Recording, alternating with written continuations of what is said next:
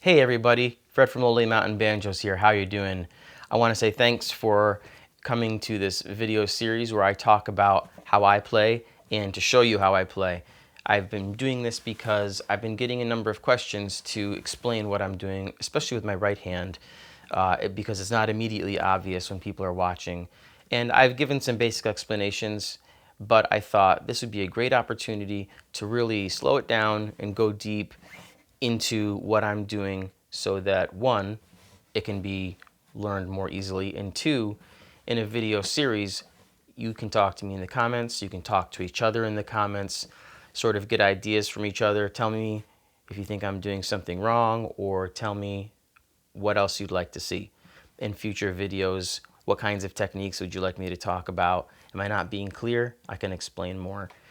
So I don't exactly know how many videos there will be, and I honestly don't know how often they will be released, but I'm going to try to do it on at least a little bit of a regular basis. What we're going to cover, some of like I said, my right hand basic stroke, including techniques that intermediate players are already familiar with, such as drop thumbing, double thumbing, that kind of a thing. We're also going to talk about left hand. Again, pretty much all the techniques that intermediate players are familiar with, hammer-ons, pull-offs, slides, that kind of a thing. We'll talk about a couple that are real banjo specific that you may know, you may not know, and then even a few things that I have sort of stumbled upon myself and I don't think I've seen other players do. Definitely not in the same way I do it, and not combining them all together in the way I do it. I'm not claiming to have invented some style or being, some kind of master player. I'm definitely not. I'm actually kind of a sloppy player, and that will become evident at times. But what I want to emphasize is that banjo playing is highly individual, and maybe even more than other instruments, you will develop your own style. You know, everyone when they first learn wants to emulate somebody. I really wanted to emulate Tommy Jarrell and Fred Cockrum. I realize it's not about that, and it might be something you can't do, and that's okay. So what I want to do is give you a chest of tools that you can use if you want or not, when you want and the way you want, combine them in ways that maybe are different than I am, and really help you make it your own. So that said, we'll do some right hand right now. If you're a beginner, I would, you can stick around for this series. I may be moving quickly through some things that you might not know. So it might be a good place for you to start to go find some other videos on the basics of claw hammer. It's a simple technique and it's pretty easy to explain. So I'm not going to say there's any one player in particular that you should go watch, because they're all so good. There are tons of them, and I can't think that generally speaking one is necessarily better than another one.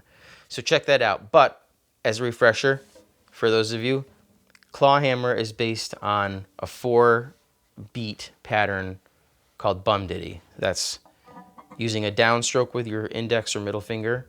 I use index. Alternating upstroke with your thumb.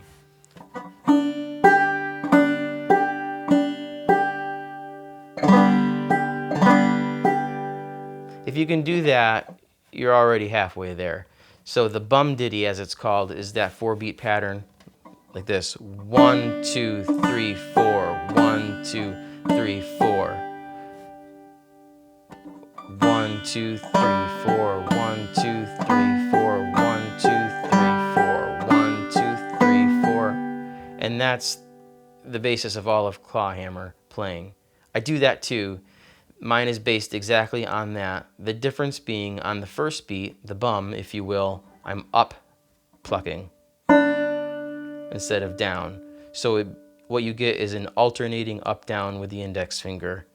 Bum, diddy, 1, 2, 3, 4, 1, 2, 3, 4. And that's really all. Now, that has some downstream effects where you can do some things that maybe you couldn't do with just downstroke.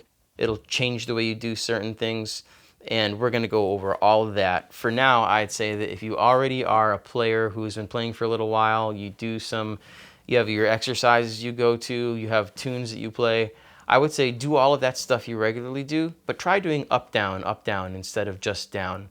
And it might be a little weird at first. In fact, it almost certainly will be a little weird at first. But what I like about it is that it feels much more natural to my hand. It feels more efficient.